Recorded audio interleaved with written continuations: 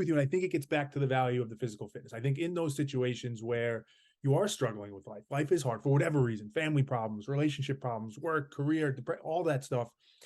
There's something about, and I felt it viscerally when you were telling the story before about waking up, banging out that run, cleaning the carpet, going to the grocery store. There's something about that that makes you feel like, all right, I got that done at least. What's next? What's the next thing I could do? And it's not a magic cure all by any means, right? Some people do need medication, some people do need therapy, and all different types of help that people need. But there's something that seems to be objectively true about physical fitness that allows you to overcome, or at least better positions you to overcome all the shit that life is inevitably going to throw at you.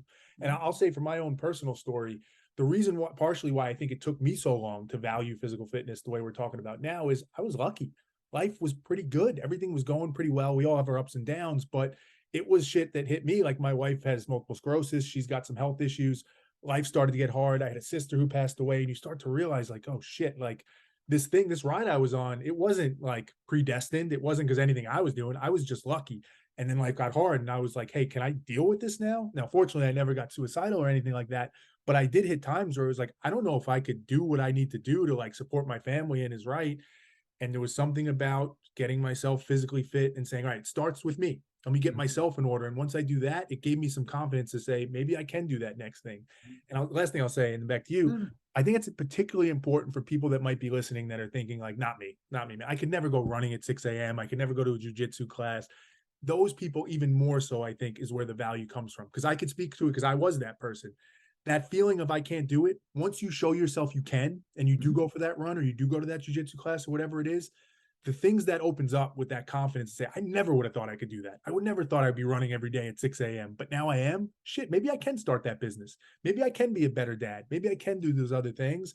And that's powerful, man. That's such an amazingly powerful thing, which is why I think the community you're building is so important. Yeah, no, I think, and you look, you're gonna need, here's the other thing too, and I think where what you're talking about is so crucial. You need support in anything you do. I don't care who you are. One of the things I don't want to knock anyone. That's never my goal. But some of those, some of the influencers and the, the motivational speakers that are out there right now, and I mentioned this in my book. I hate when they say work hard work. Grind. No, Yeah. dude, you had help.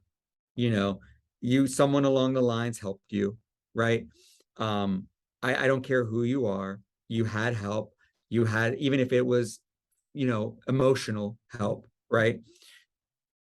That plays a part, right? You being there for your wife. I'm with you on that. When your kids are sick, right? You want to be sick for them, but you can't. So the next best thing is, like, we were just talking, is like, okay, I'm going to get you to this hospital. I'm going to get you to this doctor. I'm going to get you the penicillin, whatever, knock on wood. Hopefully it's not as bad. Mhm. You know, I'll touch on too. One of the things I'll mention, and again, you learn. We have a lady, Rebecca. I went to high school with her, and actually, you talk about football and stuff. Her son was a Make-A-Wish with Carson Wentz when he was here with the Eagles, and she has the Live Like Lucas charity. She lost her son. And one of the things, and we featured her in my book, and she's been on the podcast, and she's been a community member of 6 a.m. Run. Losing her son, I mean, that it doesn't get worse than losing a child. That's the pinnacle of worst. But she said, getting up and running every day, and this is why, it was crazy that our paths crossed again, because I did not see her since high school.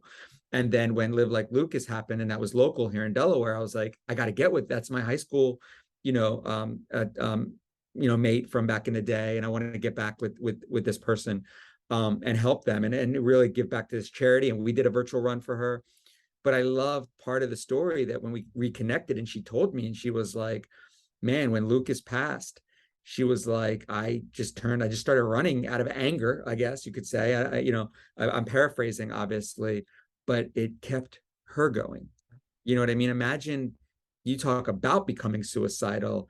That, I don't want to say that that's ever justified, but I could totally understand if someone no longer wanted to be here when they lost their child, Mhm. especially a mother. Yeah, you're hitting it, man. I think there's a prime. That's the word that's coming to my head. There's like a primal aspect to physical fitness, which is, it's not only like biological or whatever, where like our bodies want to move, I believe, right? I think that's true. And I think we all know the cliche, like we don't move nearly enough, right? We're on our phones, we're in front of computers, we're in the car, we're at the desk, whatever. So there's that. But I think it does tie to mental health too. It does, there's a direct correlation between that, where when we're at our lowest in that sense, doing that primal thing, Yeah. just getting out, getting moving, getting the blood flowing, it has to start systems firing Yeah. in all sorts of different ways. I see it with my dog, not to because it's obviously No. a very different story, but like there's sometimes with my dog where I see it, like she just needs to get outside and move and get going. It's like she just has to, because her body needs it, her mind needs it. And I think we are very much the same way. We've gotten too smart for our own good in some ways, where we like talk ourselves out of that and like, it's okay, I'll do it another time.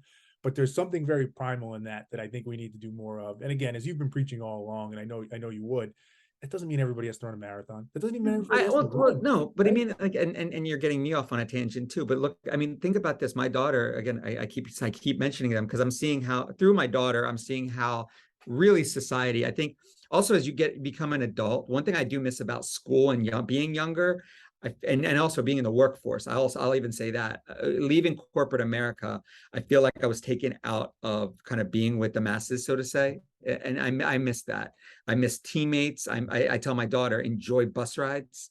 The big thing I miss about soccer is the bus rides, messing with each other on the bus rides home, right? But what I'm getting at is like, you know, my daughter told me recess is optional.